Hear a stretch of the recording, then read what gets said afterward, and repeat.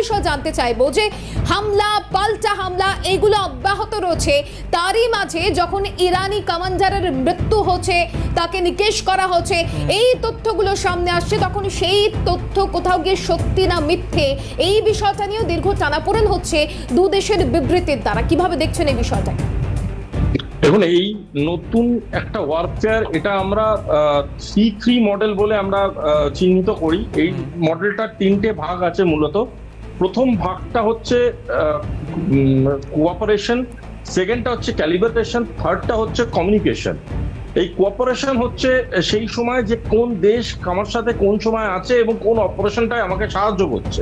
Calibration মানে ধরে ধরে মারা, মানে বোঝা কে কে কে কে আমি এলিমিনেট করব, এবং এই মানুষগুলোকে এলিমিনেট যখন করব কিভাবে এলিমিনেট করব, কি পদ্ধতিতে এলিমিনেট করব, সেইটা হচ্ছে ক্যালিব্রেশন। আর থার্ড হচ্ছে কমিউনিকেশন।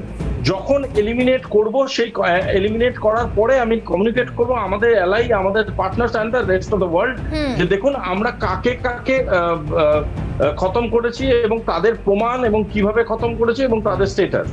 এই জিনিসটাই হচ্ছে মডার্ন ডে ওয়ারফেয়ারের একটা বলতে পারেন অদ্ভুত দিক। এবং এই দিকটার মধ্যে যেমন ট্রান্সপারেন্সি আছে, সেরকম এই দিকটার মধ্যে এমন একটা ক্যারেক্টার ফুটে বেরোয় একটা দেশের, যে গোটা পৃথিবীর মধ্যে একটা আতঙ্কের বাতাবরণ যখন চলছে, তখন বারংবার যখন বোঝানো হচ্ছে যে আমরা অন্য দেশের কমান্ডিং অফিসারদের একটা একটা করে মারছি, এটা একটা ভীষণ নেগেটিভ, অথচ ভীষণ একটা ভয়ের এবং একই সাথে একটা ভীষণ অ্যাগ্রেশনের বার্তা দেয়।